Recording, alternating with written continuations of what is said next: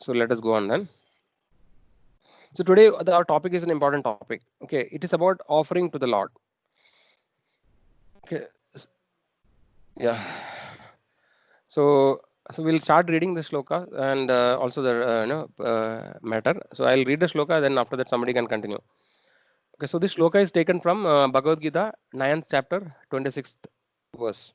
Okay, so here it is mentioned, Patram Pushpam Phalam Toyam Yome Bhaktya Prayachati Tadaham Bhakti Upahridam Ashnami Prayadatmanaha. So maybe all of us can read actually the shloka three times. So I'll read and you can repeat. Patram Pushpam Phalam Toyam Patram pushpam Patram palam pushpam toyam Yome Bhaktya Prayachati yo yo me me bhakta bhaktya prayachati prayachati Tadaham Bhakti Upahridam tadaham tadaham bhakti bhakti upahritam bharatam Ashnami Prayadatmanaha. ashnami ashnami pretatmana prayatatmanaha Patram Pushpam Phalam Toyam patram patram pushpam pushpam phalam palam toyam toyam Yome Bhaktya Prayachati yo yo me me bhaktya bhaktya prayachate prayachati Tadaham Bhakti Upahridam tadaham tadaham bhakti bhakti upahritam upakritam Ashnami Prayadatmanaha. ashnami ashnami prayatatmana prayatatmanaha Patram Pushpam Phalam Toyam patram patram pushpam phalam pushpam palam toyam toyam Yome Bhaktya Prayachati yo yo me me bhaktya bhaktya prayachati prayachati Tadaham Bhakti Upahritam tadaham tadaham bhakti bhakti upahritam uparatam Ashnami Prayadatmanaha. ashnami ashnami prayatatmana prayatatmanaha. Okay, so we'll read the content. If one offers me with love and devotion a leaf, a flower, fruit, or water, I will accept it. So this actually is Lord Krishna is speaking in Bhagavad Gita. Okay. So the next paragraph, somebody wants to read. Shall I read, Prabhuji? Yes, Mataji. For the intelligent person, it is essential to be in Krishna consciousness, engaged in the transcendental loving service of the Lord in order to achieve a permanent blissful abode for eternal happiness. The process of achieving such a marvelous result is very easy and can be attempted even by the poorest of the poor without any kind of qualification. The only qualification required in this connection is to be a pure devotee of the Lord. It does not matter what one is or where one is situated. The process is so easy that even a leaf or a little water or fruit can be offered to the Supreme Lord in genuine love, and the Lord will be pleased to accept it. No one, therefore, can be barred from Krishna consciousness because it is so easy and universal. Who is such a fool that he does not want to be Krishna conscious by this simple method and thus attain the highest perfectional life of eternity, bliss, and knowledge? Krishna wants only loving service and nothing more. Krishna accepts even a little flower from his pure devotee. He does not want any kind of offering from a non devotee. He is not in need of anything from anyone because he is self sufficient, and yet he accepts the offering of his devotee in an exchange of love and affection. To develop Krishna consciousness is the highest perfection of life. Bhakti is mentioned twice in this verse in order to declare more empathetically that bhakti or devotional service is the only means to approach Krishna. No other condition, such as becoming a Brahmana, a learned scholar, a very rich man, or a great philosopher, can induce Krishna to accept some offering. Without the basic principle of bhakti, nothing can be induced the Lord to agree to accept anything from anyone. Bhakti is never casual, the process is eternal. It is direct action in service to the absolute. Prabhuji, can you absolute whole? Prabhuji, should Okay. I continue? We can just check with somebody. Anybody else want to read? Otherwise, you can Okay, continue. Prabhuji, Hare So any Krishna. any other devotee wants to read the next paragraph?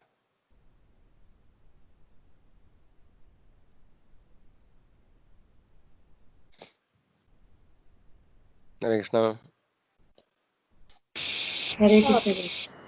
Yeah, somebody can read. I can read Prabhuji. Yeah, yes, Mataji. Hare Krishna. Here, Lord Krishna, having established that he is the only enjoyer, the primeval Lord, and the real object of all sacrificial offerings, reveals what types of sacrifices he desires to be offered. If one wishes to engage in devotional service to the Supreme in order to be purified and to reach the goal of life, the transcendental loving service of God, then one should find out what the Lord desires of him. One who loves Krishna will give him whatever he wants, and he avoids offering anything which is undesirable or unasked. Thus, meat, fish, and eggs should not be offered to Krishna. If he desired such things as offerings, he would have said so. Instead, he clearly requests that a leaf, fruit, flowers, and water be given to him. And he says of this offering, I will accept it. Therefore, we should understand that he will not accept meat, fish, and eggs. Vegetables, grains, fruits, milk, and water are the proper foods for human beings and are prescribed by Lord Krishna himself. Whatever else we eat cannot be offered to him since he will not accept it. Thus, we cannot be acting on the level of loving devotion if we offer such foods. Shall I continue or someone else wants to read? Anybody wants to read any other devotee? Last paragraph. Hare Krishna Prabhu. Yeah, Madhavi Mataji, you can read. In the third chapter, verse 13, Sri Krishna explains that only the remains of sacrifice are purified and fit for consumption by those who are seeking advancement in life and release from the clutches of the material entanglement. Those who do not make an offering of their food, he says in the same verse, are eating only sin. In other words, their every mouthful is simply deepening their involvement in the complexities of material nature. But preparing nice, simple vegetable dishes, offering them before the picture of or deity of Lord Krishna, and bowing down and praying for him to accept such a humble offering enables one to advance steadily in life to purify the body and to create fine brain tissues which will lead to clear thinking. Above all, the offering should be made with an attitude of love. Krishna has no need of food since he already possesses everything that we yet he will accept the offering of one who desires to please him in that way. The important element in preparation, in serving, and in offering is to act with love for Krishna. Okay, Mataji, thanks. Okay, so we have read the topic today. What has to be read? Okay. So let us discuss what we read. So in the first paragraph, what are the important points that we noted? So the shloka, as we understand, we already, it's very simple shloka to understand. It's saying patram means leaf, pushpa means flower, phalam means fruit, toya means water. So Krishna is mentioning what are the things we can offer to Lord. Patram, pushpam, phalam, toyam. Then another important thing, yome bhaktya prayachati. So bhakti is used two times. Prabhupada is mentioning, right? Yome bhaktya prayachati, tadaham bhakti upakritam, ashnami prayadatmana. So Krishna is saying that if anybody offers me with love, so what is important here is the love and devotion, because as is already explained, the Lord, we have seen in previous session, right? So basically there are so many living entities in the material world, right? And then there actually, we know that there are so many gods also, so it is told that no, there are 33 crore demigods, right? So demigods are actually called devatas. So they are actually, the demigods are like different posts in the government, like, or if you have a ministry, you have different ministers, right? For ministry for health, education, transport, foreign affairs, etc. So similarly, different demigods are responsible for different material affairs of this universe, conducting the universe. And these material demigods are like posts, like Indra, Chandra, Varuna, Vayu. So these are all different posts which are occupied by people. And actually, so we can also become demigods, as we mentioned. No, if you perform certain karma ganda activities, For example, somebody performs 100 Ashwamedha Yagyas, they can become Lord Indra. Or by there are different methods which are performed, prescribed in Vedas. So these are just posts the soul actually occupies in the higher planets. Okay, so but the life of demigod is just the life of one Manu. So we have discussed earlier that Manvantara. So we know about the 4 yugas, right? Satyuga, Treta Yuga, Chaturyuga, and Kali Yuga. Satyuga, Treta Yuga, Dwapara Yuga, and Kali Yuga. Okay, so these are the 4 yugas. The four yugas is around 34 lakh years. Sorry, 43 lakh years. Okay, so this 4 yugas, when it repeat 1,000 times, is 1 day of Brahma. Right? Similarly, 1 night of Brahma, and Brahma's life is very long. So Brahma is also kind of a topmost demigod. Right? He is the first demigod which is created in the universe, is Lord Brahma. And then after that, Brahma creates other living entities and other demigods, etc. So Brahma's life is very long. But in 1 day of Brahma, just 1 day of Brahma, there are 14 Manus. So, and each Manu's period actually, so if you divide that 1,000 yugas into 14, that is one lifespan of one Manu.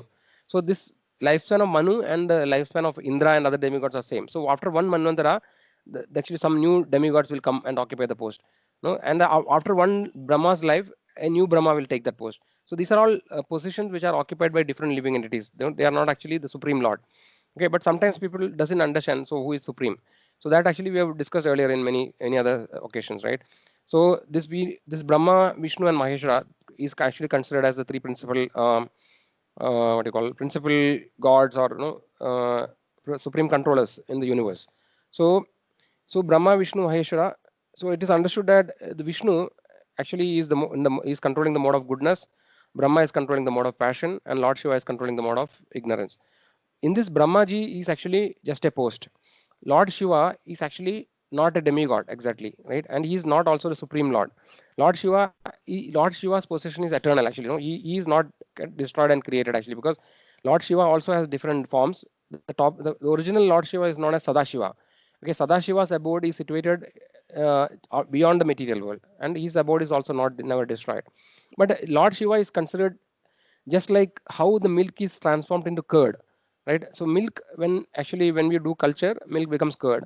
So just like that, Lord Vishnu, when actually transforms for the material purpose, actually Lord Shiva is coming into existence. So Vishnu and Shiva are all like very similar actually, but Vishnu is the source of Lord Shiva. Okay, so but Vishnu is only a partial expansion. We have seen that actually the first Vishnu is known as Mahavishnu. Okay, and Mahavishnu is actually lying in the Karana ocean or causal ocean. And from when the Mahavishnu is breathing out, he is lying in the Karana ocean in the Yoga Nidra. And when the Mahavishnu is breathing out, from every pore of his every pore of his body, one universe comes out. So this is mentioned in Brahma Samhita. Yashwasida Nivasadi. We'll check the shloka actually. I'll just search for the shloka. Just a moment.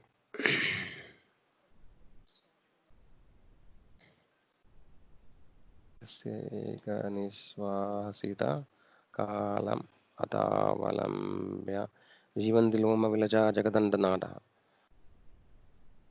Okay, so in Brahma Samhita there is a quote. So in Brahma Samhita is a very important scripture actually, which is written by Lord Brahma. Lord Brahma is offering, because the Lord Brahma is the first creator in the universe. He is the person who knows best about the creation and who is supreme. So Brahmaji is actually explaining about Lord Krishna's actually opulences. Okay.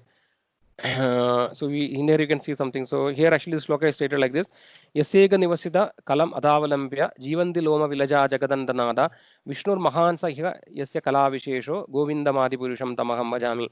The Mahavishnu, into whom all the innumerable universes enter, and from whom they come forth again simply by his breathing prowess, is a plenary expansion of Krishna. So basically it is mentioned that this first Vishnu is Mahavishnu, or he is also known as Karanadaksha Vishnu. Okay, so he is just a very partial incarnation of the partial expansion of the Supreme Lord. Supreme Lord actually is mentioned. Brahmaji in the shloka says that in the beginning, Ishvara Parama Krishna Sachidananda Vigraha Anadi Radir Govinda Sarvakarana Karanam.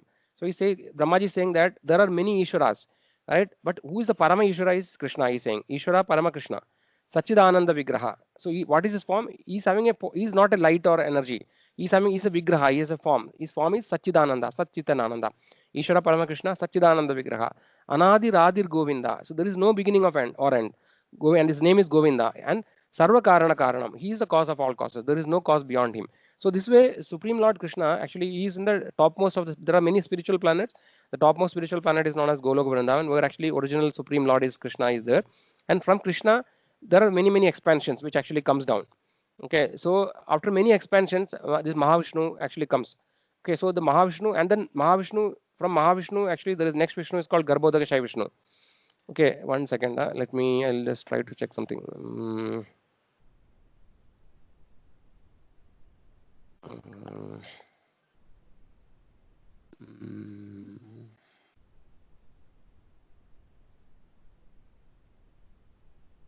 So there is one Goloka chart is there.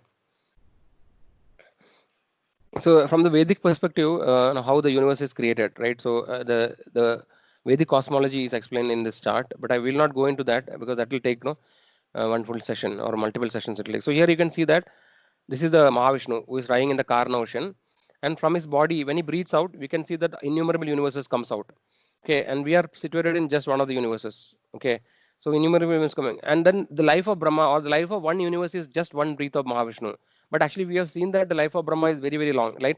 It is estimated that it is 311 trillion and 4 billion years, 40 billion years. So that is the life of one breath of Mahavishnu, time of one breath of Mahavishnu. So this is actually very huge.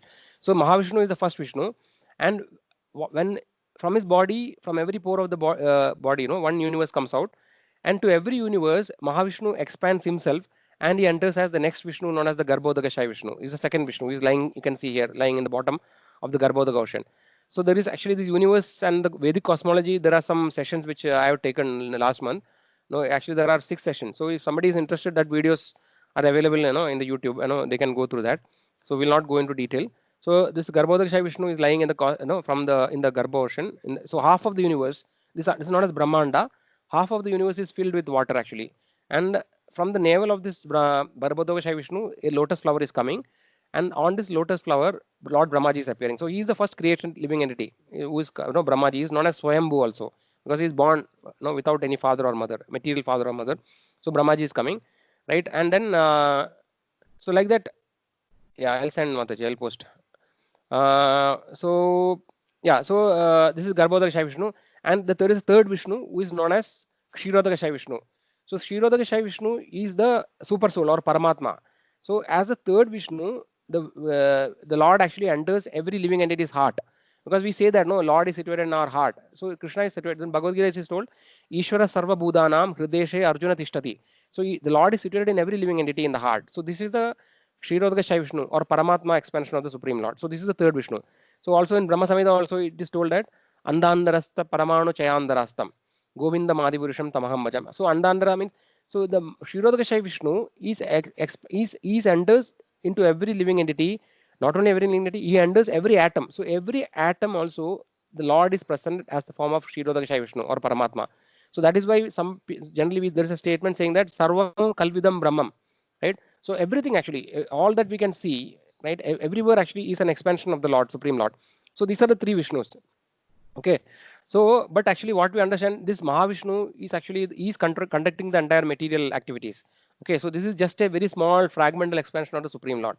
So we can understand what is the position of the Supreme Lord, right? So there is one more chart I want to show. I don't know where it is.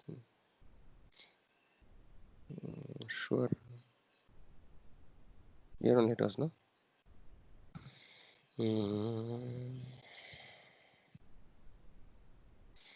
Yeah, so this is the one I think. Okay, so this chart will tell us how the expansions are happening. Okay, so it is a little small. So you can see how the original Supreme Personality of Lordhead is actually Lord Krishna. Okay, so this is not actually just we are saying. So many acharyas in the past who have done various detailed study of all the Vedic scriptures, they have come to the conclusion. Lord Brahmaji himself is saying that Lord Krishna is, and the Brahma Samhita has many of this information what we are discussing now. Okay, so Lord Krishna's first expansion is Balram. Okay, and from Balram is the original Shiva, Lord Shiva, Sadashiva is coming. Okay, it's an expansion of Balramji. Then from Balram, the first quadruple expansion is coming. It is known as the Chadurvyuha, the first quadruple expansion, which is consisting of Vasudeva, Sangarshana, Pratyubhna, and Anuruddha. This is the first quadruple expansion. And from Sangarshana actually comes Narayana, and from Narayana the second quadruple expansion, second Chaturvyuha is coming, which is again Vasudeva, Sankarshan, Pratyumna, Aniruddha. So there are two quadruple expansions, and Mahavishnu is just a partial expansion of Sankarshana.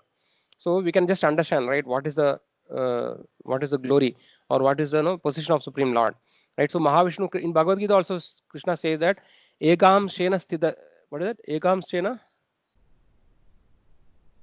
yeah, Ekam Shena Sthito Jagat. So basically Krishna is saying that just by a fragmental expansion, the entire universe is maintained actually, right? So this way the Lord's potencies are very what you call glorious and very difficult to understand also. Okay, so this is how actually the different. So that is why it is told in Bhagavad Gita that based on whoever we worship, no, we can attain their abode. So somebody is worshipping, let's say Lord Shiva, he can reach the abode of Lord Shiva. Somebody is worshipping, Vishnu in different form. Vishnu has so many different incarnations. So somebody worship Narayana, he can reach the spiritual plans, because the Vishnu tattvas are part of the spiritual world. So whoever worships the Vishnu tattvas, they will cross the material world. They will go to the spiritual world. But somebody worships only Devada, somebody worship Lord Brahma, or somebody worship Indra, Varuna, or any other demigods, they will be within the material world, because the demigods are also temporary, and then they actually also have birth, death, and then the lower planetary system are all destroyed actually in the different pralayas. So here we can see this universe, right? So in the universe, so this is one universe. There are the planetary systems you can see. So this is the middle is the Bhuloka, the earthly planet. Then the top actually we have Bhuarloka, Swargaloka, Maharloka, Janaloka, Tapaloka, and Satyaloka. In Satyaloka, Lord Brahmaji is there. And the lower planetary systems are Atala, Vitala, Sutala, Taladala, Mahadala, Rasadala, and Padala. So every night of Brahma, all the planets which is below this Maharloka, from Swargaloka onwards below, everything is completely destroyed in Pralaya. It's all destroyed after every night of Brahma, right? And then for one night of Brahma, everything is unmanifested in the lower planet. Only the higher planetary system remains. And in the next day of Brahma, which actually we have seen, it's 1,000 Mahayugas. Okay, next day of Brahma, again this lower planetary system are again recreated actually. So we can understand that this demigods and all everything is destroyed during the night of Brahma. They are not existing, and next day again they are created. Okay, so that is a small partial devastation. But when after the 100 years of Brahma, the entire universe, all the universes go back to the body of Lord Vishnu. Okay, so everything goes back to the body of Mahavishnu that we have seen, right? The Mahavishnu is lying here and everything. So this way, everything is temporary in the material world. So that is why in Bhagavad Gita, Krishna says, Abrahma Bhuvanal Loga Punaravartino Arjuna. Even if you go to the highest planet of Brahma Loga, actually, you will have to come back again to the earth. Because Abrahma Bhuvanal Loga Punaravartino Arjuna. So everywhere in the material world, there is this four miseries: birth, death, old age, and disease. So we cannot escape the clutches of material energy if you revolve in the material world.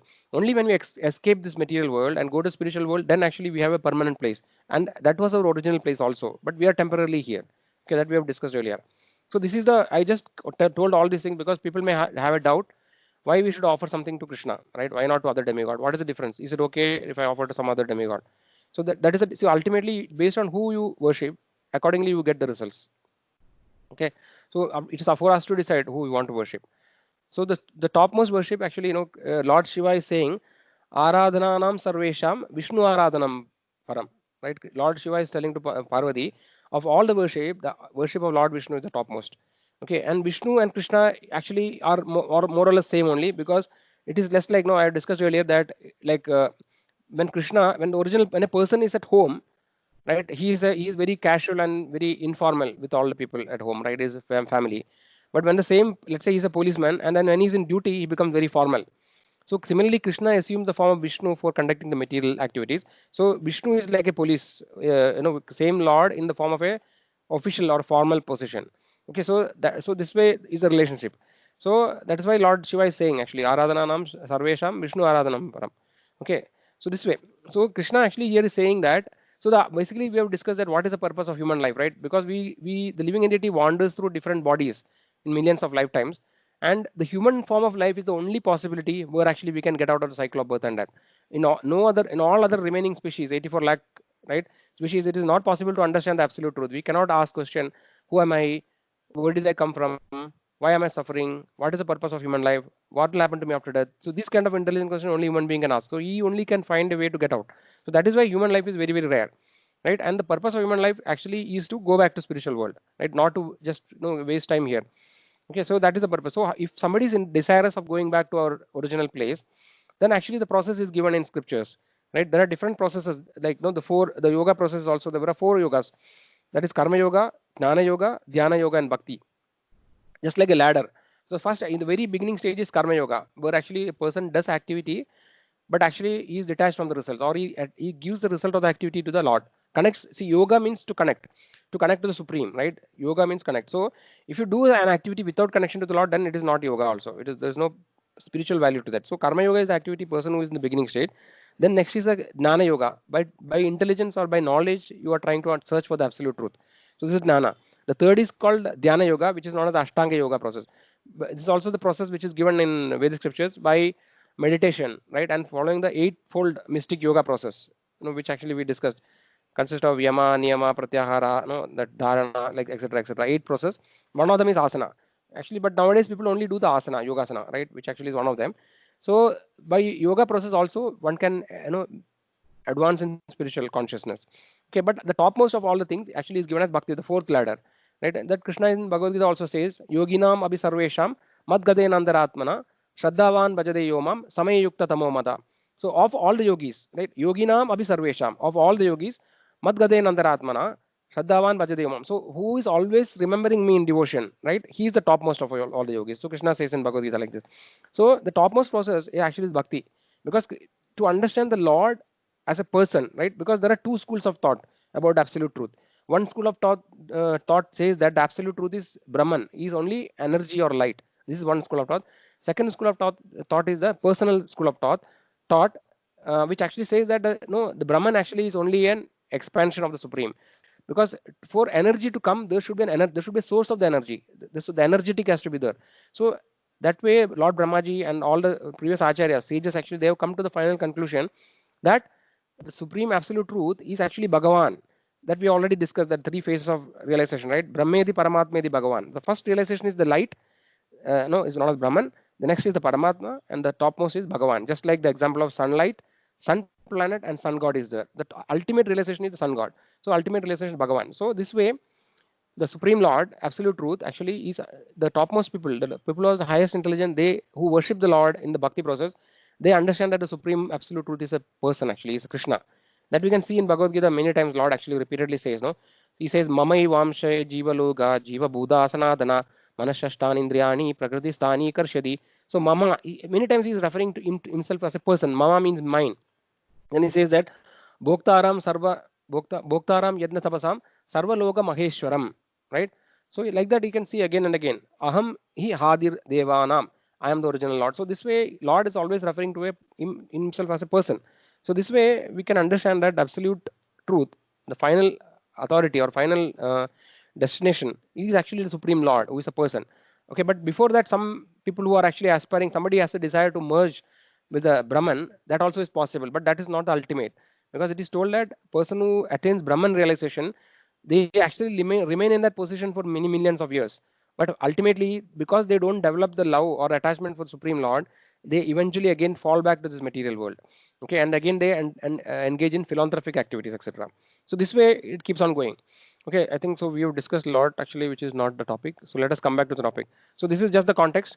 Okay, so here actually now if you understand this context, then we understand that who has to be worshipped. The Supreme Lord has to be worshipped, right? So somehow or other we have to connect to the Supreme Lord by our activities which we do. So every activity that we perform in our daily life, we can actually connect it to the Lord, right? So that way if you do, then actually we can gradually purify ourselves and actually return to the original destination. Okay, so so what actually is mentioned here, let us see. Yeah, so here actually Srila Prabhupada is saying that no, the process actually is very simple. The Bhakti Yoga process is very simple. Basically, how to please the Lord, right? So just by offering the food that we are taking to the Lord, we can actually satisfy the Lord. And the Lord is not saying that no, he wants like very what you call opulent food. In the Bhagavad Gita, he's saying that he wants very simple food. He's saying that patram pushpam palam toyam. The thing is that based on whatever, irrespective of the position of the person, right, he can satisfy the Lord. So it doesn't mean that no, you have to be very rich or extremely opulent to please the Lord. Whatever we are having, we can offer to the Lord. Okay, so that doesn't mean that if you are opulent, no, you offer very simple things. So based on yada, what is the shloka? No, Yada Shakti Tada Bala, something like that. Basically, based on our capacity, we should actually offer the Lord. So if somebody is very rich, he's eating opulent food, then we can offer opulent food to the Lord. But somebody is very poor, he cannot afford anything, then he can offer simple food to the Lord. So Lord is not wanting the food, because as I mentioned, no, Krishna says that Bhoktaram Yadna Sabasam Sarva Loka Maheshwaram Sukritam Sarva Buddhanam Natvamam Shanti Richadi. So what he's saying is that Bhoktaram Yadna Tapasam Sarva Loka Maheshwaram. He's saying that I am the proprietor of all the lokas, no, not all the entire spiritual world material. He's the proprietor of everything. He's the source of everything. He's not in need of anything. No, he doesn't need our food as such. But just for our satisfaction, our purification, he is ready to accept the food, because that is why the living entity can become purified. So what is Lord is looking here is he's looking the love and devotion of the devotee in the whatever he's offering. He's only looking for the love and devotion, not actually what actually is really offered. Okay, but we can see that there are many pastimes of the Lord where actually sometimes Lord actually takes the prasadam, physically. But many times it is told that the Lord need not eat the food to accept it. Just by looking at the food, the Lord can accept. That also is mentioned in Brahma Samhita. Angani yasya sagalendriya vritti mandi pashyandi pandi kalayandi chiram jagandi. So what it means is that angani yasya sagalendriya vritti mandi. So it is told that in the spiritual body of the Lord, no, it is not like material body. In material body, with our hands and with our eyes we can see, right? With our nose we can smell. But in the spiritual body of the Lord can actually eat by seeing, right? So any body, any organ of the Lord is exchangeable by any body, any other organ. So that is what is mentioned in this particular shloka. So Lord actually can accept the food which is offered just by seeing at it. Okay, but we also see that pastimes of the Lord were actually some pure devotee, right, who offer the food to the Lord. Lord actually physically takes it also. That also is there. But for that we have to be very, very elevated. But nevertheless, the point what we are trying to say is that we have to offer whatever food we are eating. Why actually that we have discussed in the previous session. The previous session we discussed that what is that? Yatnashishtashinas Chando Muchinde Sarva Kilvishai, right? Bhujande te Akam Pabam, yeah, Pachandedam Atmakarana. So what is the shloka? Basically, that shloka says that. What is the shloka? Yatnashishtashinas Chando. Yeah. So this shloka says that. Let us see. Yatnashishtashinas Muchinde Sarva Kilbishai, Uchande te Agam Paba, Ye Pachandi Atmakarana. The devotees of the Lord are released from all kinds of sins because they eat food which is offered first for the sacrifice. Others who prepare food for personal enjoyment verily eat only sin. So this we have discussed in detail for the benefit of other people who have joined recently. Just to recap, the point what we are trying to say here is that it is not just about whether we are eating vegetarian or non-vegetarian. That is not the only consideration. Okay, even we are eating vegetarian food, the material world is designed in such a way that it is very, very extremely difficult to be not to commit sinful activities.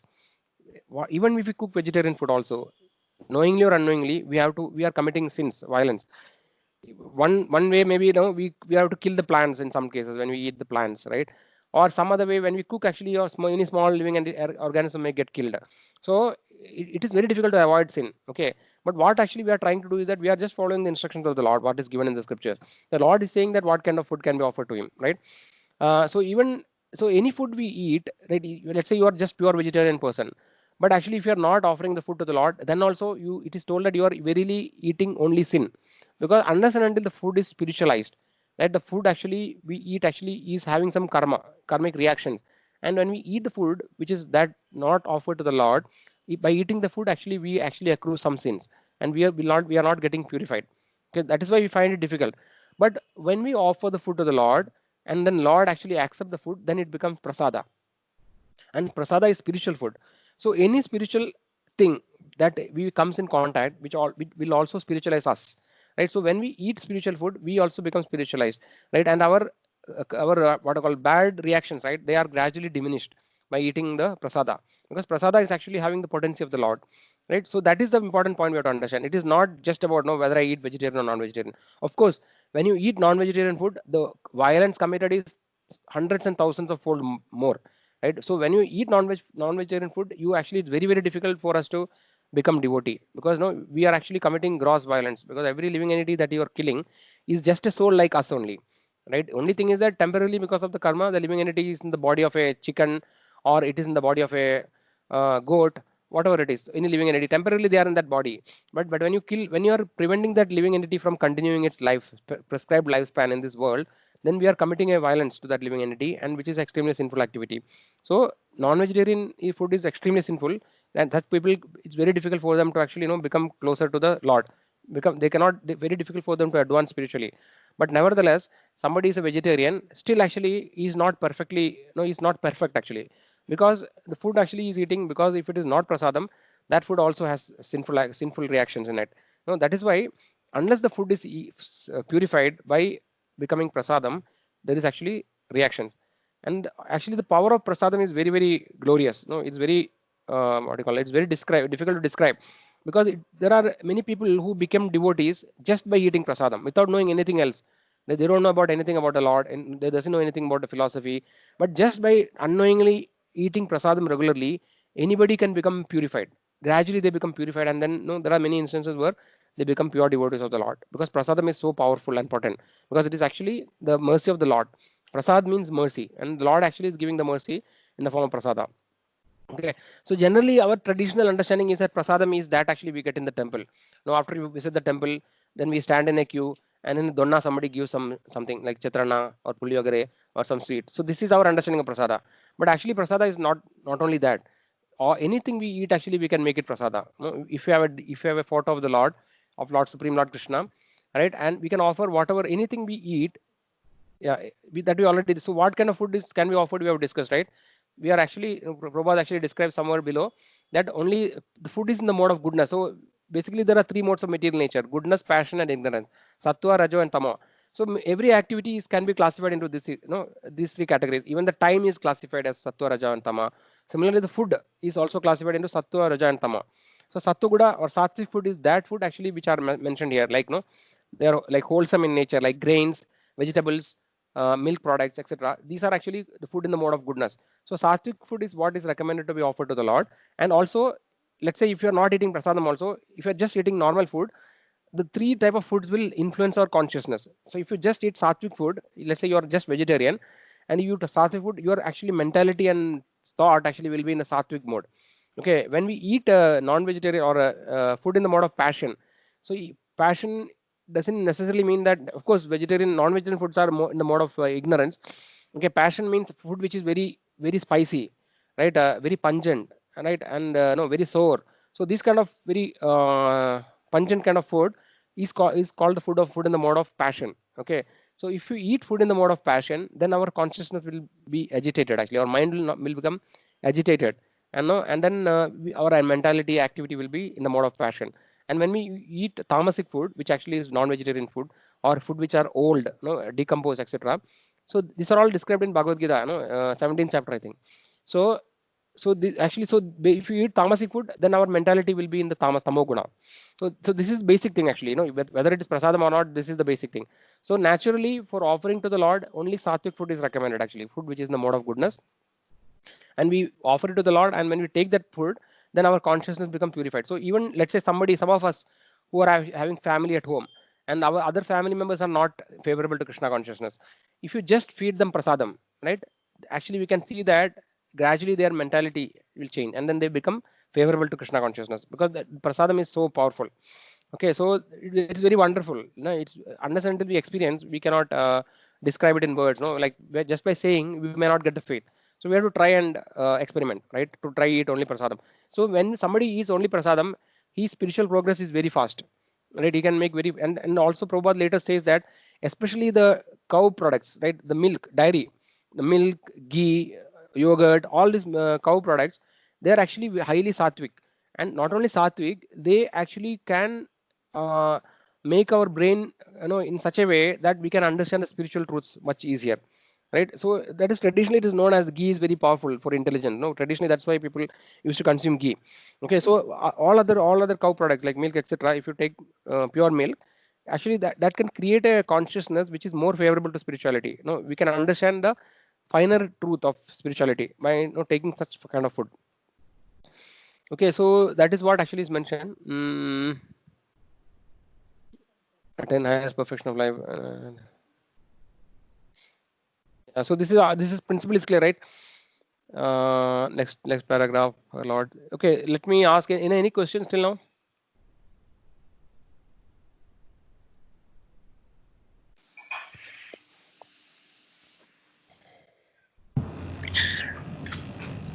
Krishna? Hare Krishna Prabhuji. One basic Yes, ma'am. question. Yes, Like Mataji. we said that we can't offer tamasic food. So generally what we cook we can offer if it is vegetarian, right? Yeah, Mataji. But So, then hmm, it contains onions also, right? So yeah, onions are I think tamasic. one, yes, Mataji.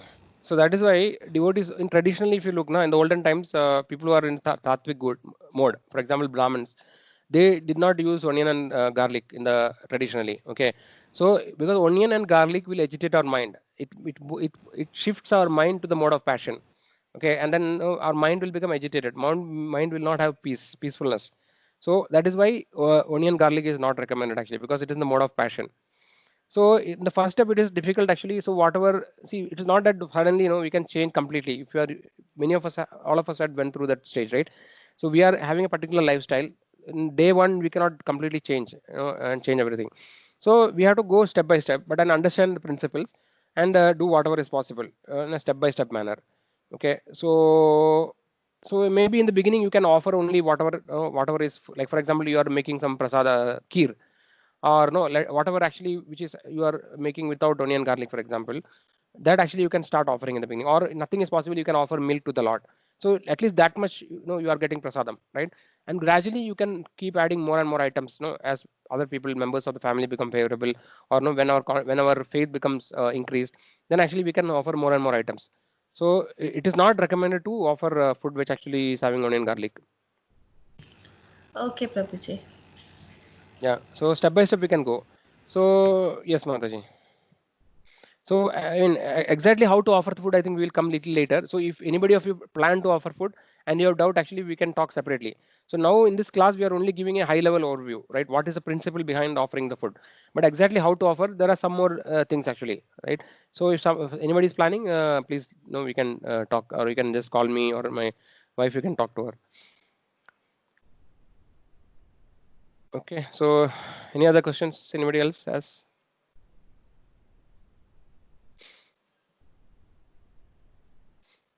Everything is clear? Yes. Okay. Thank you. So one thing, see, if you have any doubt, you can ask. There's no problem. And one thing always I have mentioned earlier also, many times I reiterated. So whatever we speak, right? Basically, whatever I am speaking, I am just repeating what I hear from my guru. And whatever my guru is speaking, he has heard it from his guru.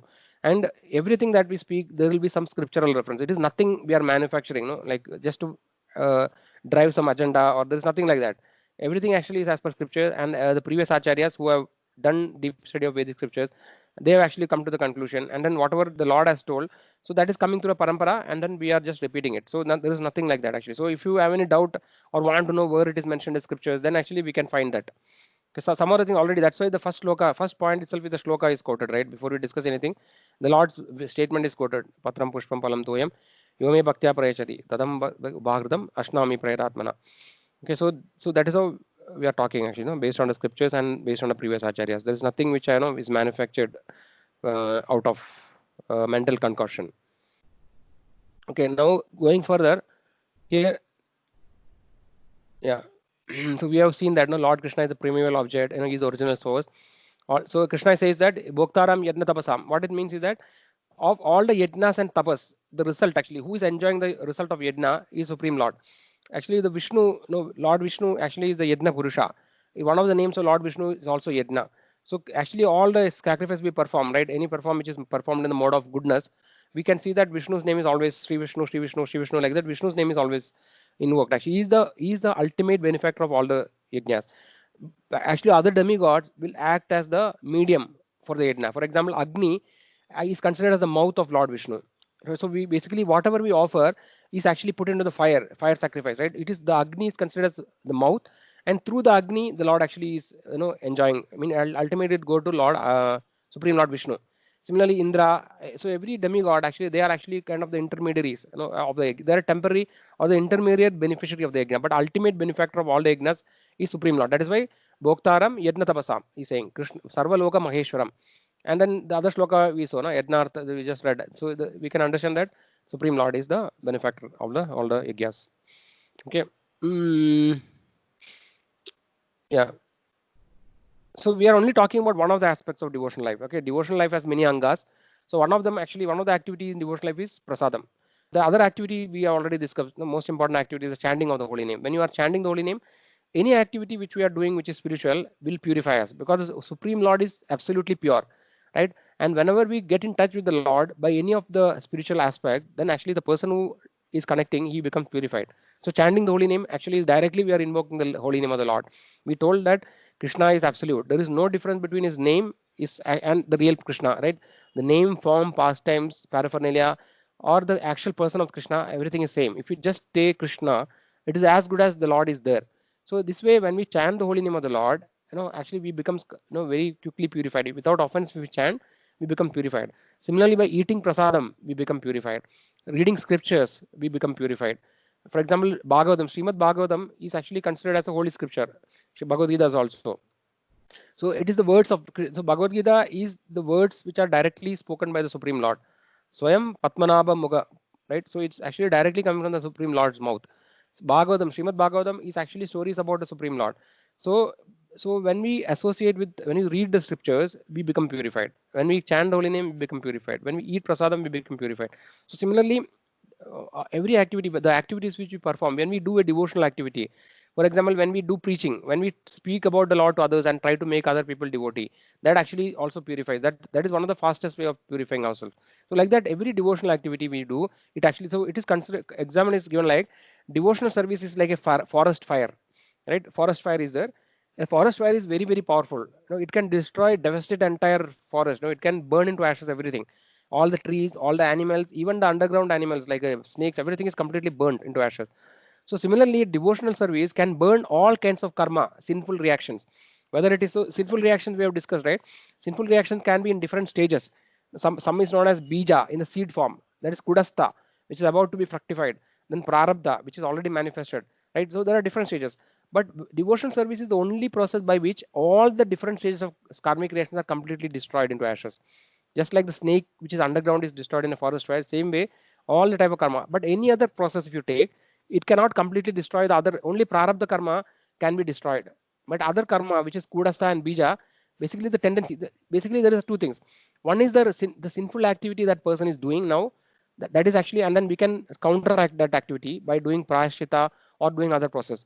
But the tendency to commit sinful activity, that is there in the seed form in the heart of the living entity, that will not be destroyed. That is why if you do prayashita, the living entity will again commit the mistake. You'll do prayashita, commit mistake, do prayashita, mistake. Which actually is given an example is like Kunjara Snana. It's like a bathing of the elephant. The elephant actually goes to the lake and spend a lot of time, spending the water, cleaning the body and everything. As soon as it comes out, it actually picks the sand and again throw it on the body. So everything is lost. Similarly, unless until we become completely purified, all the kind of sins are destroyed, we will again commit sinful activity. So devotional service is the only potent process. Just like a forest fire, it can burn into ashes all the kind of sinful reactions. Not only that is manifested, which is known as prarabdha, but which is about to manifest, about to fructify, and also those which are there in the seed form. Okay, so that is the power of devotional service. So this is just one of the anga, or taking prasadam is just one small aspect of of the devotional service. Yes, so this are thing we discussed about. Yeah, so we have seen that why meat and fish is not palatable, because the Lord has not mentioned it. Whatever Lord is expecting, we have to offer that. Yeah, this also we saw, right? Etna Shishtashina Sandho Muchinde Sarva Kilvesha we saw. Right, by taking the remnants of sacrifice, one is purified and fit consumption. Otherwise, we actually will be eating sin. Those who do not make an offering to the Buddha, he says same words, that is only sin. Yeah, that is what in other words, every mouthful is simply deepening the involvement in the complexities of material nature. If you are not eating prasadam, because the food actually is very powerful. We have to understand that. Because we see that we are a living entity, right? Our body has a constitution. What is that actually we are taking from outside? We are actually breathing the air, we are drinking the water, and we are eating the food. These are the only things actually we are taking from outside. So definitely these things we take from outside will have a significant, we have to understand that from material perspective we will not be able to understand. But from a spiritual perspective, we can understand that these things have a significant impact on our consciousness. Materially also, we can understand that certain type of food when we eat, no, we can see that our consciousness is changing. Okay, so food actually is very, very potent. The impact of food on the living entity. There is even a saying that a man is what he eats, right? So there is a very significant subtle impact on the food we eat. So that is why this is very, very important topic to understand, right? Why otherwise we think what is the big deal? So this actually we can only realize fully, right? Now theoretically we can understand, but if you have to experience, then when we start doing, we immediately understand. See, for example, when we are always eating non-prasadam, no, we don't find any difference. We think everything is normal, life is okay. I don't find any difference. Why should I eat prasadam? But just experiment trying to take prasadam, maybe for 1 month continuously, and then when we eat non-prasadam, immediately you can feel the difference. Just like, no, a person who is completely like he's a drunkard, he'll not understand how is a vacant state because he's always in a drunkard state. But no, when you come out and when you become sober and no, he stops drinking, then you will understand, appreciate the importance of not drinking. Similarly, when we are eating normal non-vegetarian or whatever or non-prasadam food, we will not understand this is the normal for us. But when we eat prasadam for some time, quite some time, then if we eat non-prasadam, immediately we can figure out. We can see that many devotees tell this experience. No, even if you don't tell us, just give us some food. No, we can tell by eating that. After some time, we'll realize whether it was prasadam or not. Actually, that can only be experienced because the entire devotional experience, spirituality, is something to be experienced. It cannot be, we cannot just sit and watch or see videos, hear from somebody and understand what is spirituality. Spirituality has to be practiced and experienced. Just like swimming, how much ever time you spend on the shore seeing somebody swimming, we will never be able to learn swimming. We have to get into the water and actually start swimming, right? And to experience actually that, learn swimming or experience swimming. Similarly, spirituality, unless and until we practice and apply practically in our life, we cannot get the realizations of spiritual life. Our faith will not increase. We have to experience it, just like we say that. Okay, so yeah. So what is we discussed? Preparing nice simple vegetable dishes, offering them before the deity of the Lord. Yeah, I think I have spoken too much. I see, I am not supposed to speak this much, but I maybe because of like I try to introduce and some background I had to give. I spoke more. Now I would request all other devotees to speak. Just share their experience, share their thoughts. So any questions are there until now?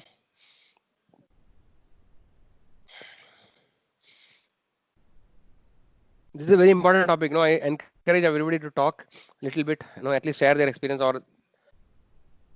Okay, then first we'll discuss this discovery. What is the simple method mentioned to please the Lord, which can be practiced by all? Somebody can answer. I think it's devotion. By having true devotion towards Lord, Yes. Lord can be pleased. Yeah. Yes. Nice, Prabhu. Yes. Offering very simple food. For example, yeah, devotion is what Lord pleases Lord, and we can offer very simple food actually. What is mentioned, right? Very simple food.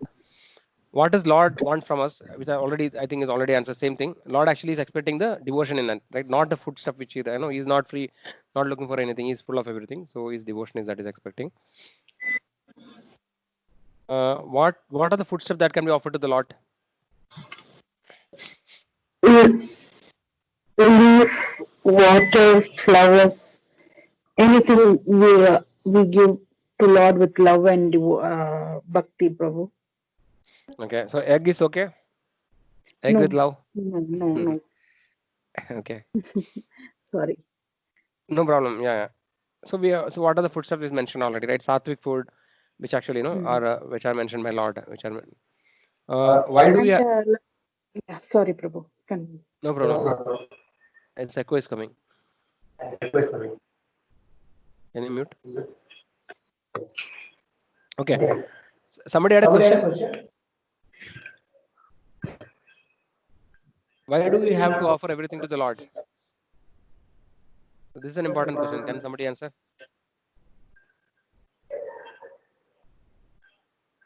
It becomes prasadam, Prabhu. Whatever sin we do, knowingly, unknowingly, God helps us to bring us out from that. Yes. So basically, yeah, somebody else, I want other people also to add something. I hope actually what I explained was clear. while doing Yeah. even simple activities like cooking, there is Mm. lot of sin incurred in that also unknowingly. Yes, Mataji. uh, and also there might be other unknowing sins incurred when earning, or whatever, really, there are Yeah. unseen sins incurred. Mm. And by offering to Lord and taking the blessing of Lord and eating the prasadam, many of these are nullified, or all of these are nullified, really. And the effect is that we get nourished, our soul gets nourished and energized and spiritualized by taking prasadam. Yes, Mataji. Very nice. Yeah. So, anybody else want to add? That is the main point actually. Correct.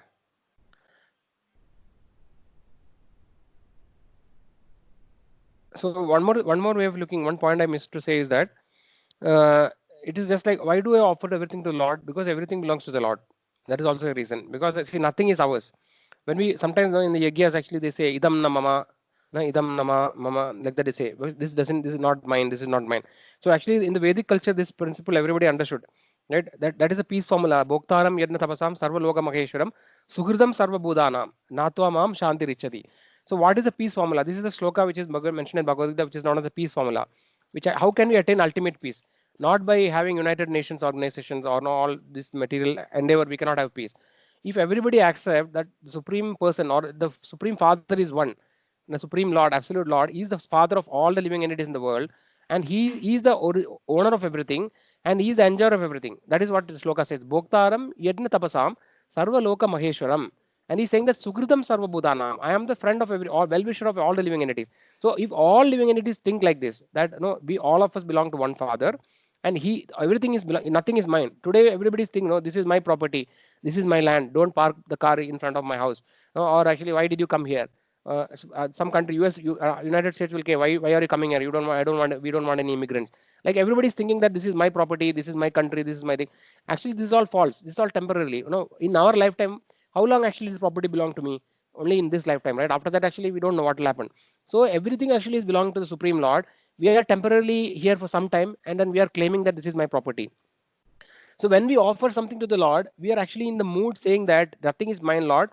Somehow by your mercy I got this food, or by your mercy I got this money. By your mercy I got this house. By your mercy I got these children.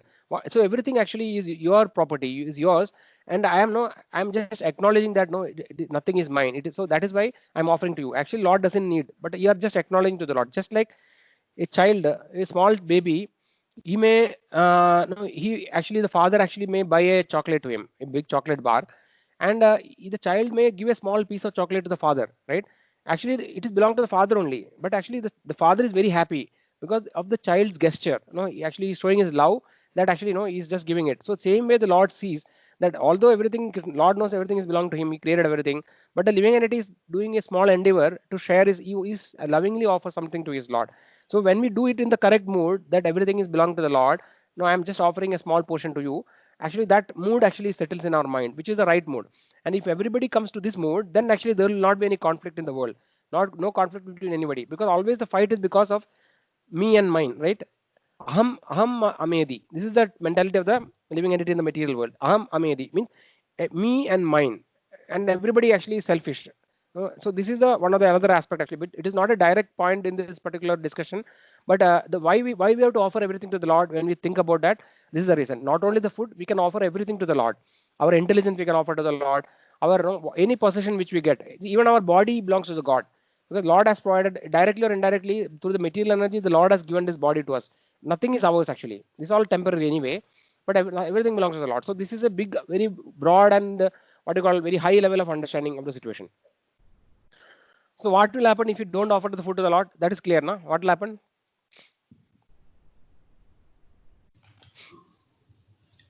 The karma remains with us. Yes, we'll get entangled. We get the sinful reactions, and then we'll get more and more entangled in the material world. Okay, how do you plan to apply this practically in your life? So this is a very interesting question. I think Aruna Mataji want to leave now, na? She's left already.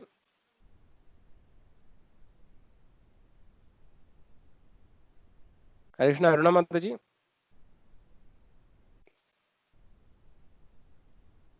Okay, so I thought if she's leaving, she can answer and leave. So can please, I would like to hear from all of you. How do you plan to apply this practically in your life? What can we do? Whatever based on our each person's situation, what a small thing can we do a very small thing in this action is what actually we would like to hear. I think one thing would be to always remember Lord when whatever actions we do. That is very Yes. clear from the explanation.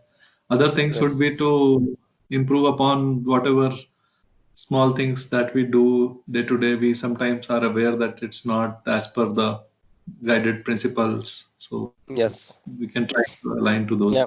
But yeah, Okay. primarily So remembering Lord. Yes. very nice. So about offering the food, can we do something small thing? At least can we offer something like, can we offer for today onwards?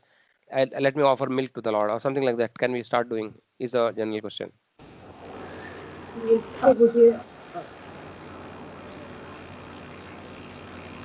Yes, Mataji. Yeah, Prabhuji, whatever is possible, even milk will do, no, Prabhuji. Yeah, based on our situation, whatever is possible, we should try step by step. Okay, the best thing is that offer everything. Yes, Mataji. Sorry, Prabhuji. Every meal I try to take, before that I offer to God, Prabhuji, but I didn't know. Actually, previous class Mataji was mentioning about not to add garlic and onion. I didn't know, Prabhuji. I whatever veg meal I cook, I place it in front of God, Prabhuji. I didn't know that I'm not supposed to Yeah. keep the onion and garlic thing. Yes, Mataji. So if you have not, without knowledge, if you done, I think it's fine. But I know we can, especially the rituals are more strict when actually we have deities. We have deities. So no, but generally the principle is the same. Okay. So so whatever is possible, which is favorable to Lord, we can offer as of now. And gradually, as our situation improves, we can offer more and more. Ideally, gradually we should come to a stage that we eat only prasadam. So that is why we can see, devotees doesn't go to hotel and eat, right? Or they don't. Olden times, people did not use to eat from other places outside. They did not eat. That is the reason actually, because when you eat the cooked food for somebody other person, right? One more thing is that somebody else cooks the food. That the consciousness of the person who cooks the food, right? That actually comes in the food. There is a story of Ramanujacharya where actually Ramanujacharya goes to one of the disciples' house, and actually at that day, a thief actually, a person who was a thief who was employed as a cook in that disciple's house, and he cooks the food. And after eating Ramanujacharya, actually he also feel like stealing that something from the house. So it is told that the mentality and consciousness of the person who cooks the food, that actually is transferred to some extent to the food. Okay, and then that food actually when we eat, we get a part of that particular consciousness. So that is why it's very, very important that no people, that is why traditionally we see that no people never uh, employ cooks, external cooks. They only cook actually. The person, even though they will have cook for doing the helps and other things, maids to like sweep the house, etc., everything. But the cooking part actually people who used to do themselves. They won't outsource it to somebody else, because that actually has the consciousness. Okay, so based on our today's situation, it's not tomorrow. No, we cannot change everything one day. Just understand the principles and try to pray to the Lord actually, because Lord actually can do any changes in your life, right? He can completely transform everybody. So if you have a sincere desire in the heart, then actually you can pray to the Lord sincerely, and Lord will create a situation for you that you can gradually, step by step, you can improve our situation. So don't, not that tomorrow onwards, I leave up everything. It's very difficult because everybody may not accept that. So based on what is possible in today's situation, let us do what small thing. One by one, we can start, and then gradually we can add more and more. Like that, we have to do. Okay, Prabhuji, I Sindhi would Mataji. like, yeah, I would like to add something.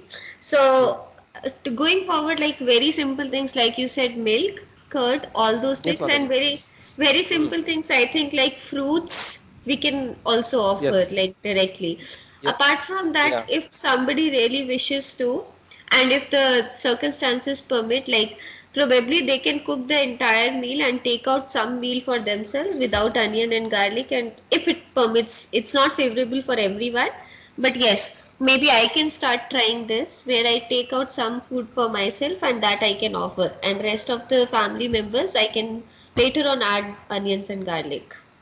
Yeah, you can do that, Mataji. So the thing is that one principle of offering the food is Lord is that the food should be offered before anybody takes the food. Okay. So there are more and more stricter principles actually, but in the beginning, whatever is simple thing we can try, Mataji. So the strict principle I will just tell you, but you may not be able to follow. But I just for information I am telling. Okay, when it is possible in the future, you can do.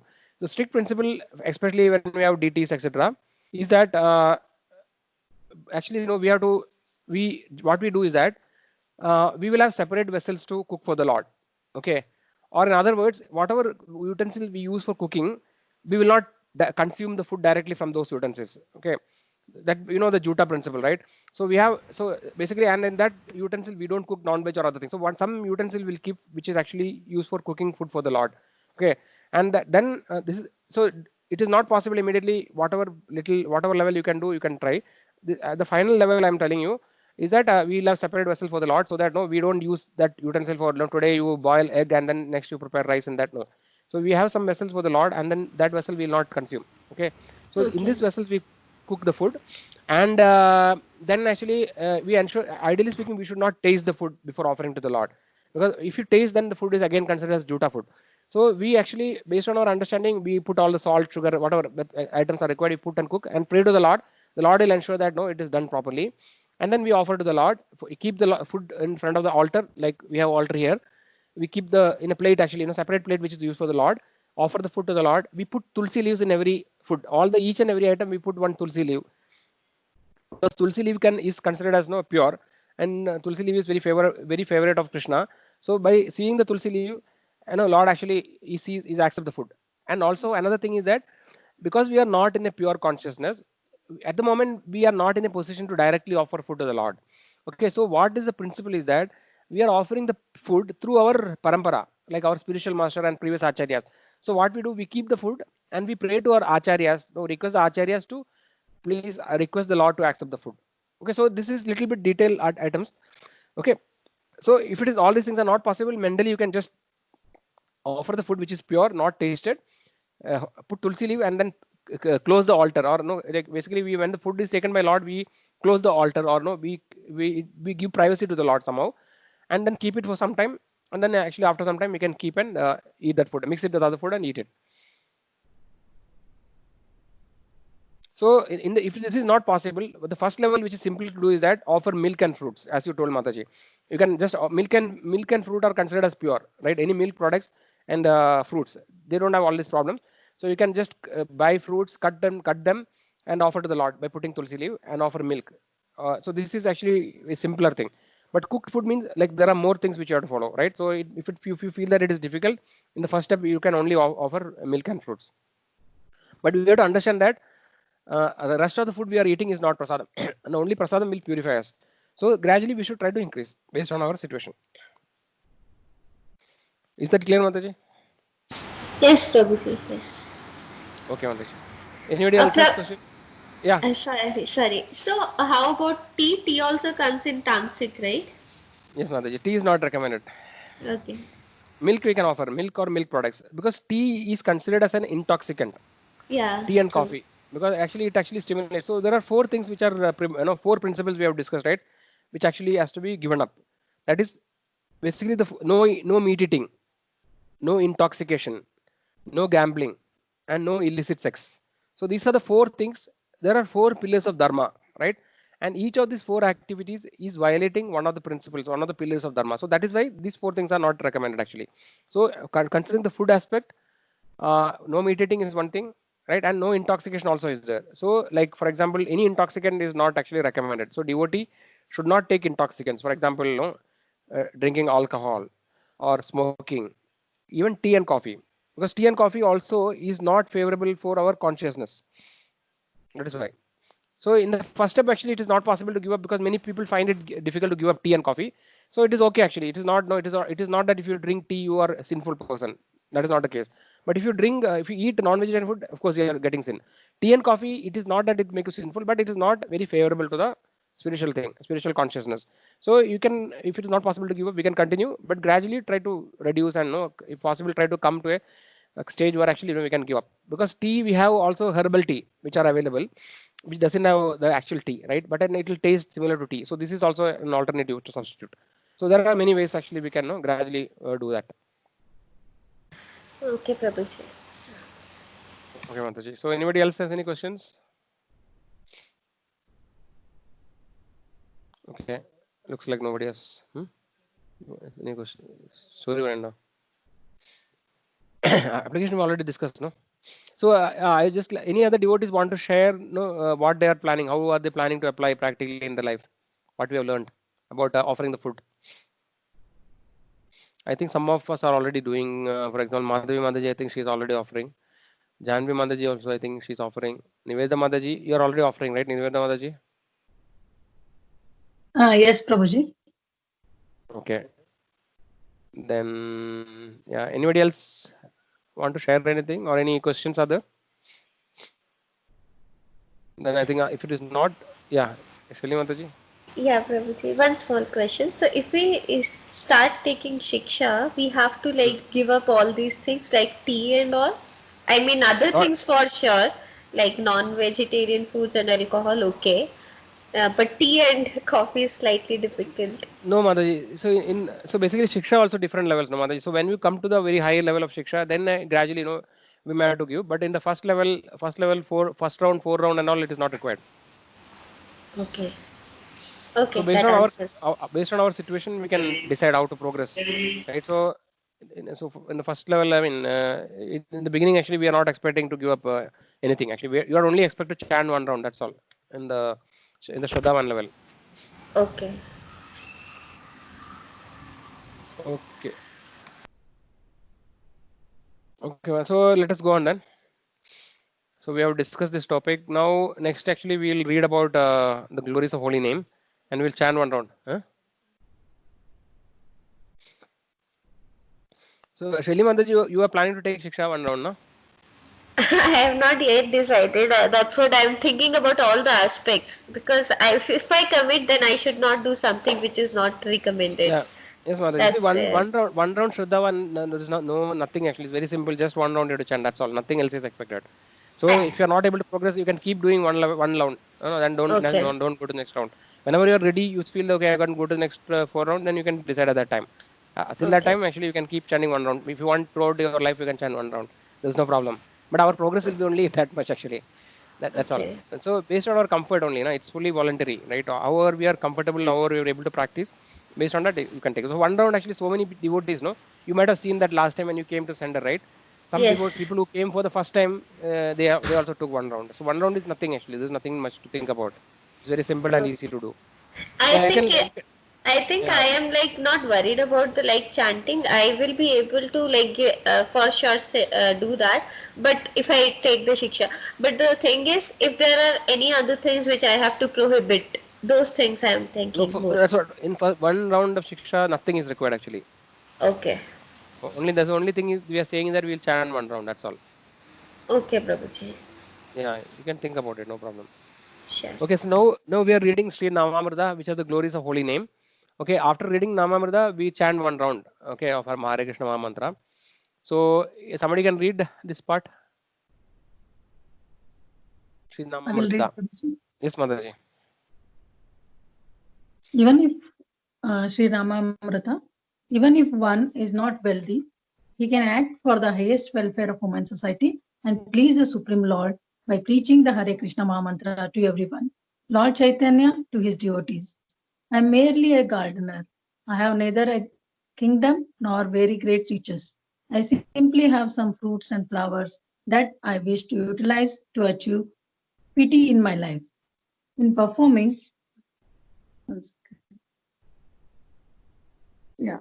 in performing welfare activities for human society, Sri Chaitanya Mahaprabhu presents himself as being not very rich, thus indicating that a man need not to be rich or opulent to act for the welfare of humanity.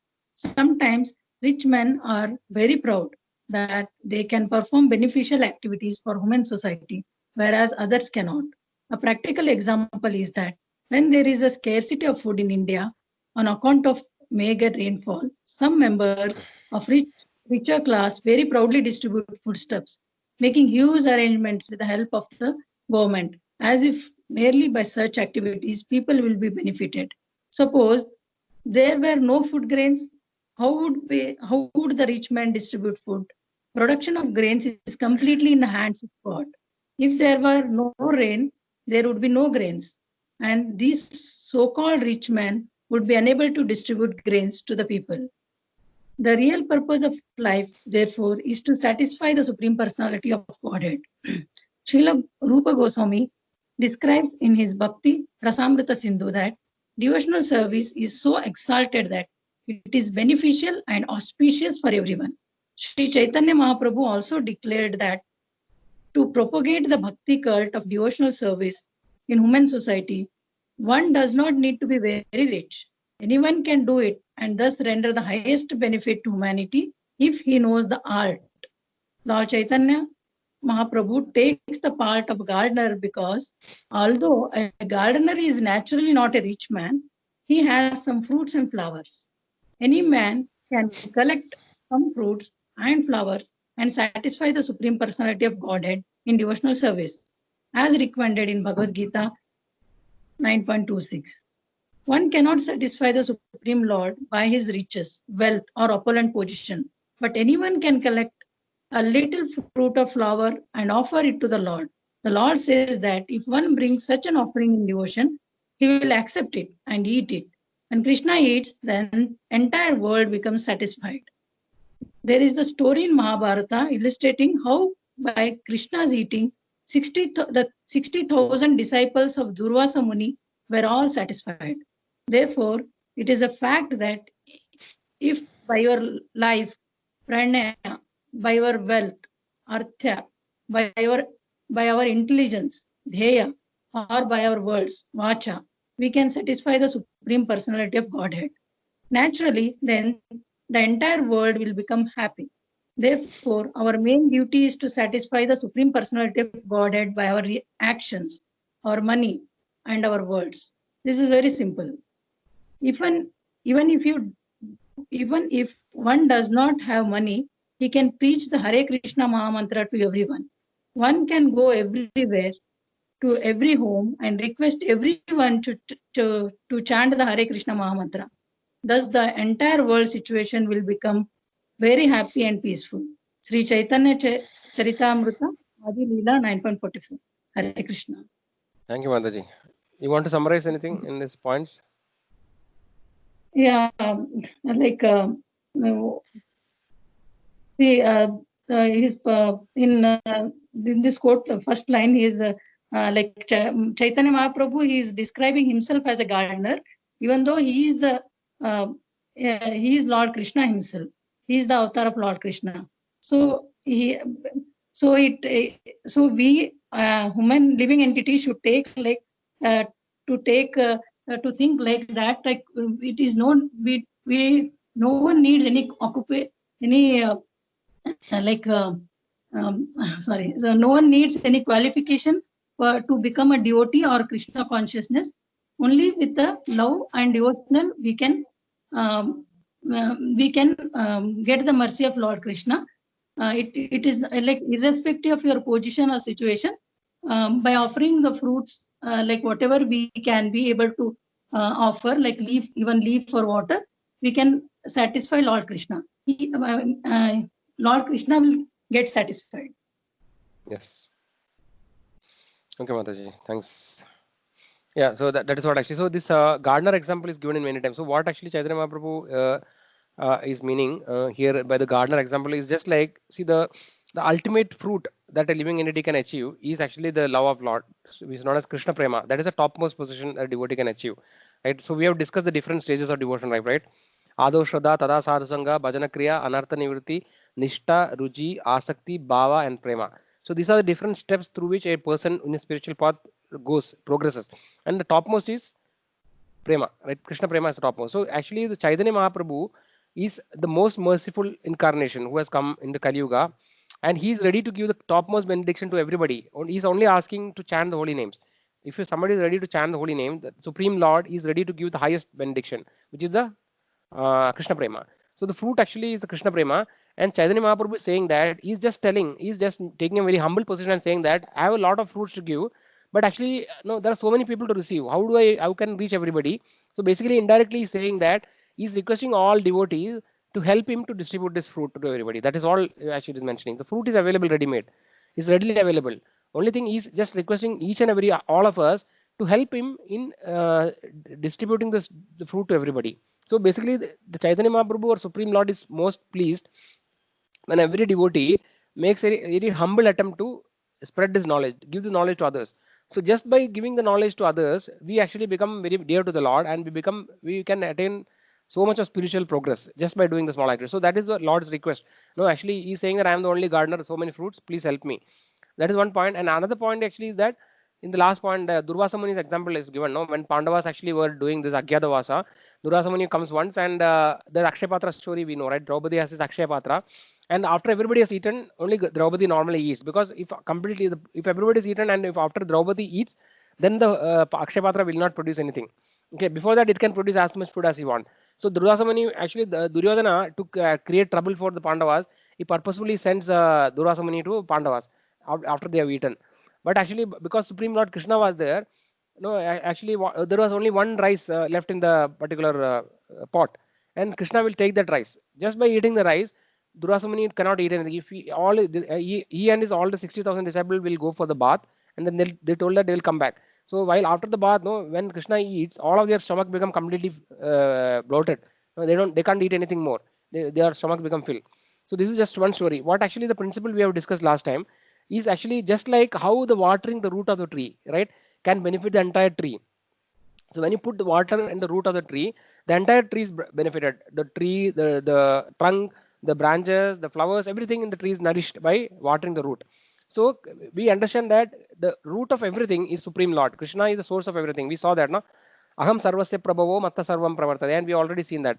Sarva karana karanam. So Krishna is the root of entire existence.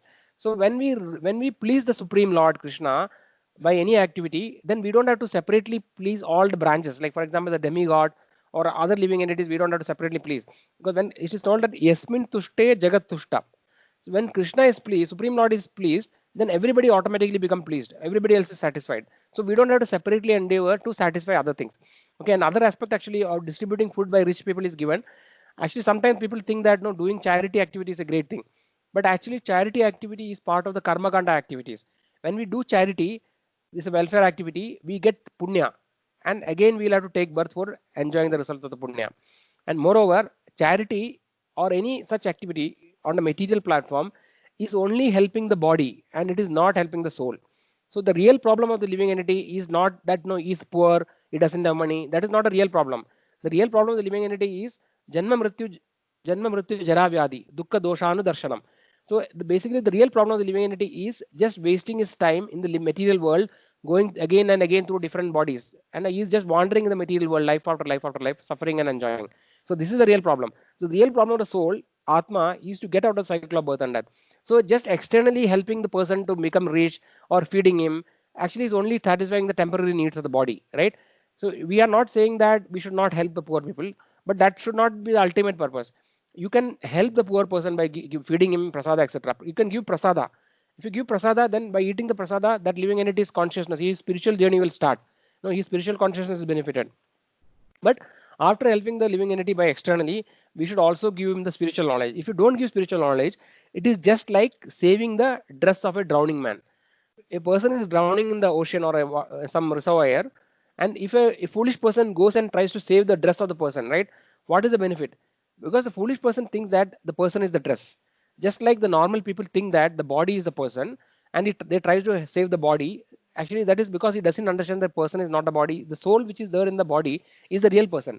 So unless and until we give a help to the soul which is in the body, actually the help is all temporary, and it is not a intelligent help.